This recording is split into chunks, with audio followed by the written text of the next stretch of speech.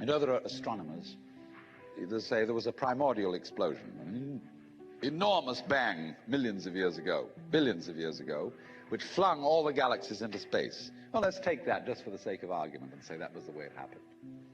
It's like you took a bottle of ink and you threw it at a wall. Smash, and all that ink spreads. And in the middle, it's dense, isn't it? And as it gets out on the edge, the little droplets are finer and finer and make more complicated patterns. See? So in the same way, there was a big bang in the beginning of things, and it spread. And you and I, sitting here in this room, as complicated human beings, are way, way out on the fringe of that bang. We're the complicated little patterns on the end of it. Very interesting. But so we define ourselves as being only that. If you think that you are only inside your skin, you define yourself as one very complicated little curlicue, way out on the edge of that explosion, way out in space and way out in time. Billions of years ago, you were a big bang. But now you're a complicated human being. And then we cut ourselves off like this and don't feel that we're still the Big Bang. But you are.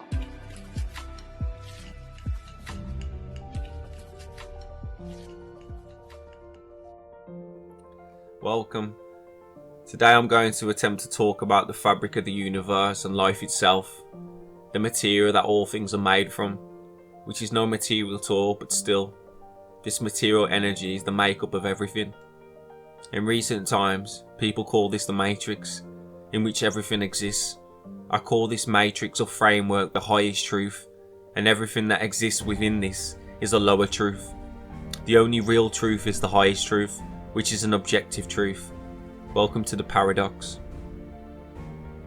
Life often contradicts itself, and people ask, how can God love me if He lets me go through the things I do? God, if you really are God, you'll get me tickets to that game. Idly ho, neighbor. Want to go to the game with me? I got 2 tickets. Why do you mock me, oh Lord? Oh, my, that's not God. That's just a waffle that Bart tossed up there.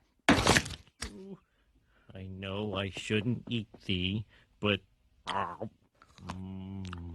sacrilegious. And yet other people say there is no God, while others do. How can we live forever if our bodies die? So we mourn the loss of Homer J. Simpson, beloved husband, father, and poorly informed sports fan. All he did was yell traveling at the screen. And how can multiple truths or truths in opposites all be true or not true at all? Let's explore this.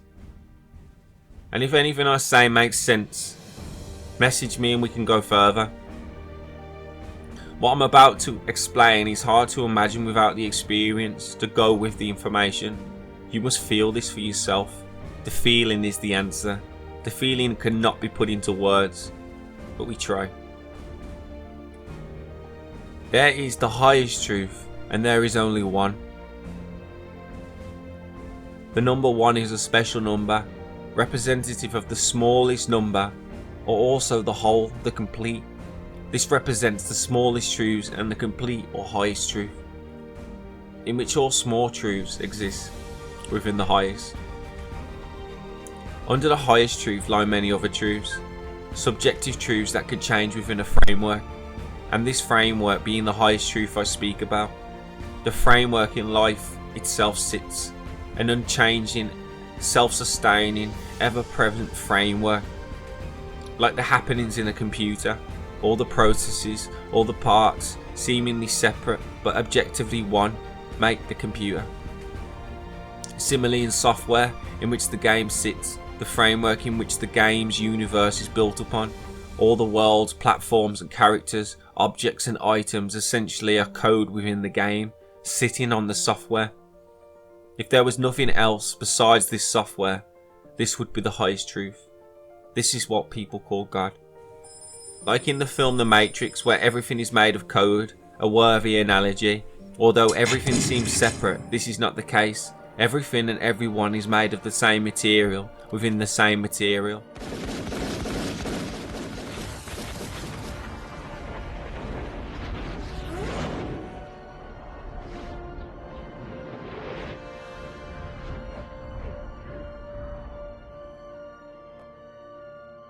It's like oil figures in a painting imagining themselves to be separate from the canvas they are upon, as well as the other painted objects, when we know this is not the case. Screwed up. I'm in dog heaven. People have said we are within God, or God is all around you, which is often misinterpreted, but this really is the case. God, an overused term for me, represents the highest, purest energy that runs through everything, essentially the framework in which all sits upon. The Creator, including the little gods with the little g. But this Creator isn't a man or a being. It's best described as a force which acts almost automatically, independently. No one is making decisions or controlling it. It just is. Like a battery, it doesn't discriminate, it just powers. How it powers and how the framework is built is much deeper.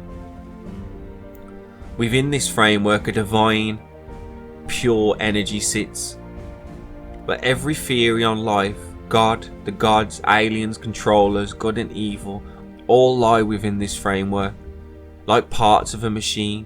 So ultimately you could say it's within the divine plan, everything that's happening on the earth. Objectively, there is no evil and no good. It just is. Subjectively, there seems to be separation, good and evil, things we must do. So for me, there's always two levels to everything. The higher and the lower. So welcome to the paradox.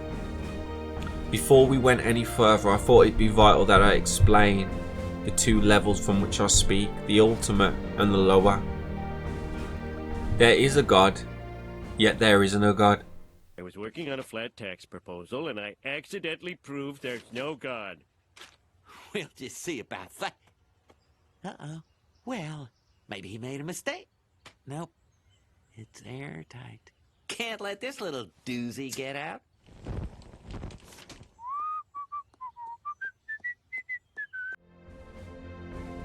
We have free will, yet we don't have free will. Arguing that free will is an illusion. If you ask me, humankind has freedom, a freedom fraught with paradoxes. Freud shows how childhood shapes our subconscious mind, but this helps us to think for ourselves. Very good. There is good and evil, yet there isn't good and evil. Inside every man is a struggle between good and evil that cannot be resolved. I am evil Homer. I am evil Homer. I am evil Homer. I am evil Homer. We are all separate, yet we are one. This is the paradox in which I talk about. On one level, without ego, at pure consciousness, everything is perfect, how it should be. No one to judge whether things are good or bad. The ego is what creates the good and bad. On another level, the ego, below God consciousness, there's a lot of work to do. Much evil and some good in the world, disasters and misfortunes all seem to be important. It feels like we must do something. Many differences. This force from one becomes three, called the Holy Trinity mostly, but this is the positive, negative and neutral energy forming from the pure energy of one. Both these levels exist at the same time, and we know this is possible. Like how actors play a role within a play or a film, and outside of the play or movie, the characters have another life and character. If in the film the character is killed, he suffers immensely, but once the scene is over, the actor stops acting and everything is okay. Our lives might seem particular ways at times. Remember, we are viewing this subjectively, from the perspective of ourselves. A character, one character, not the whole. Think of how when you watch a movie you scream at the TV for them to do something obvious, but they don't see it. You see it because you have a clearer, fuller picture of the happenings. They only know what they know. Please, I'm just a day player.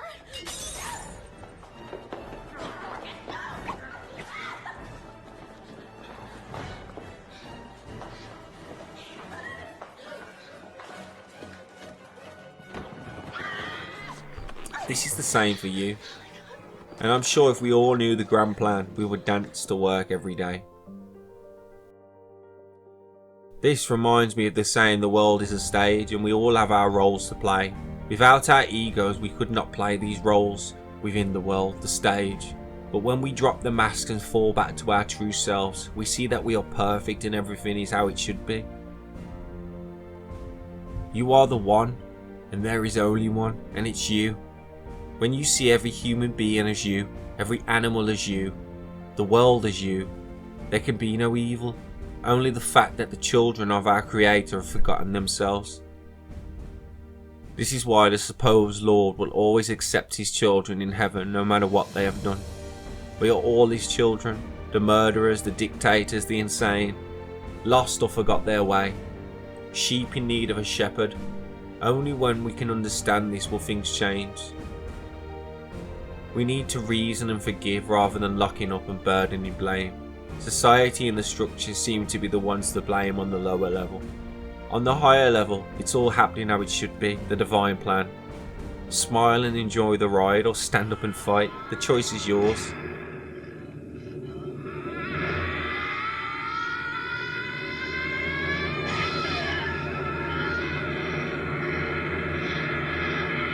Welcome to the paradox. Whatever you believe, remember, He is the